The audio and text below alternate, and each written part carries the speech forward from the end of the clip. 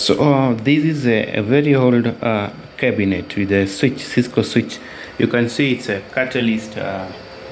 It's catalyst. I mean 3750G for PoE. Okay, so we are using this for CCTV, and it's been quite some time since someone touched this switch. You can see it's dust everywhere. Okay, and there's an empty big rack here, and a cabinet below that I've stepped on. Okay, these are old gadgets that are no longer in use.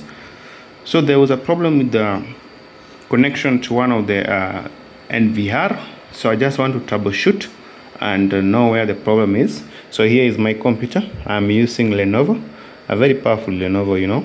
So and this is the Cisco switch that I want to try if it's connected to the NVR that's in a different block. Okay, so I've connected my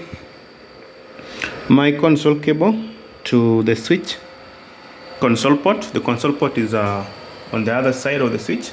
So you see here the switch ports. Okay, some are blinking and some are not blinking. So I'm going to troubleshoot where others are not blinking, and to test the reachability to the NVR. Okay, all right. So there's this console cable. So I'm going here to PuTTY. I'm going to use PuTTY to console to this switch, right?